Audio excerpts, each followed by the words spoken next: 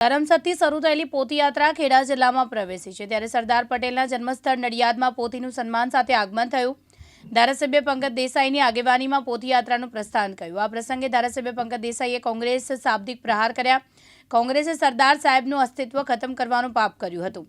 વડાપ્રધાન મોદી આવ્યા બાદ સરદાર સાહેબને યોગ્ય સન્માન આપવાની શરૂઆત કરી છે। સમગ્ર ગુજરાતમાંથી લોખંડ એકત્ર કરી વિશાળ સ્ટેચ્યુ ઓફ યુનિટી બનાવ્યું।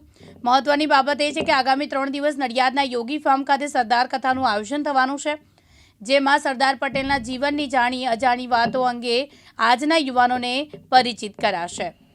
સરદાર ધામ તરફથી એક કાર્યક્રમ ખેડા અને આણંદ જિલ્લામાં યોજવામાં આવ્યો છે। આજે આ પોથીયાત્રા આણંદથી ખેડા જિલ્લામાં પ્રવેશી અને સરદાર સાહેબના જન્મસ્થળ નડિયાદથી આજે રથ દ્વારા આ રથ આખા જિલ્લાની અંદર ફરવાનો છે। એમાં બધા તાલુકાઓ આવરી લીધા છે।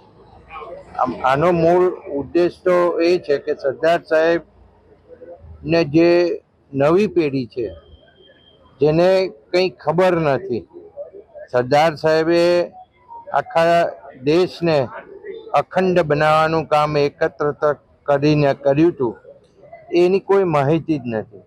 તો સરદારધામ દ્વારા એક કથાનું આયોજન કરીને યંગસ્ટરોને ખબર પડે કે સરદાર સાહેબે આ દેશને અખંડ કેવી રીતના બનાવ્યો હતો, એની તમામ માહિતી આપતું આ કથાનું આયોજન કરવામાં આવ્યું છે।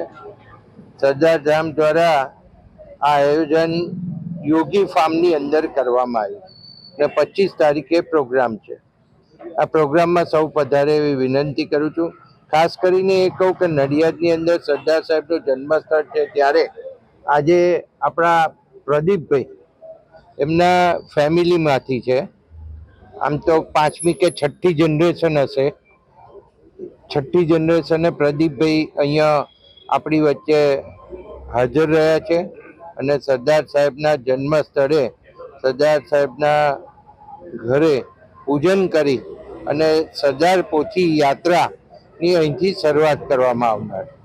હું સૌ ખેડા જિલ્લાના તમામ લોકોને આહ્વાન કરું છું કે સરદાર સાહેબ વિસરાઈ ના જાય, એટલા માટે આ બધા કાર્યક્રમો આપણે સરદાર સાહેબના જન્મસ્થળ ઉપર અવારનવાર કરતા હોઈએ છીએ અને જેમણે કોંગ્રેસની સરકારે સરદાર સાહેબને સાવ ભૂલાઈ નખાયા હતા, તો નરેન્દ્રભાઈ મોદી સાહેબ આવ્યા પછી આ સરદાર સાહેબ જે દેશને અખંડ બનાવ્યો હતો અને સરદાર સાહેબને જે વેઇટેજ આપવું જોઈએ નહોતું અપાયું, એની શરૂઆત કરી અને એમણે, તમને ખબર જ છે કે સ્ટેચ્યુ ઓફ યુનિટીનું નિર્માણ કરીને ગુજરાતની અંદર આખા દેશમાંથી લોખંડ એકત્ર કરી અને આ સ્ટેચ્યુ ઓફ યુનિટીનું સ્ટેચ્યુ સરદાર સાહેબનું બનાવ્યું।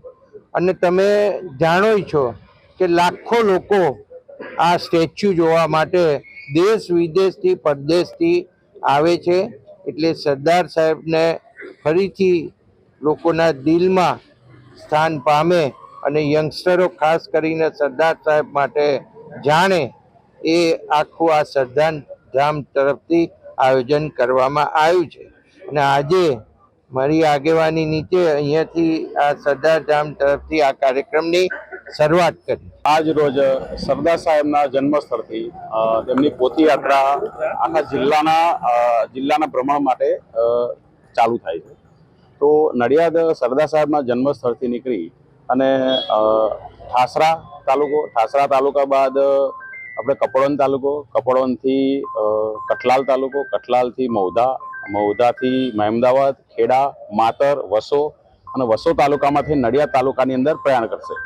નડિયાદ તાલુકામાં આવ્યા બાદ 25 તારીખે નડિયાદની અંદર નડિયાદ સિટીમાં મહારેલીનું આયોજન થશે અને ત્યારબાદ યોગી ફાર્મમાં 25 તારીખે સાંજે એ રેલી પહોંચશે અને ત્યારબાદ સરદાર સાહેબની 3 દિવસીય કથાનું પ્રારંભ થશે। 25, 26, 27 એમ 3 દિવસે સરદાર સાહેબની કથા ત્યાં આગળ યોજાશે। આ યાત્રા કરવાનું મકસદ શું છે? યાત્રા કરવાનો મકસદ એક જ છે કે આજનો યુવાન આજના યુવાનને ભારત દેશ કેવી રીતે બન્યો એની ખબર જ નથી. સૌથી પહેલી તો ભારત દેશના મહાન પુરુષો શું હતા, સરદાર સાહેબે શું કાર્યો કર્યા હતા. સરદાર સાહેબે અખંડ ભારત હતું અને ત્યારબાદ ગુલામીમાંથી જ્યારે આપણું ભારત આઝાદ થયું અને ત્યારબાદ આપણું ભારત વિખરેલું હતું, એ ભારત એક કેવી રીતે કર્યું એની સંપૂર્ણ માહિતી આ કથાની અંદર મળશે આપણને. તૃષાલ પંડ્યા, દિવ્યાંગ ન્યૂઝ, નડિયાદ.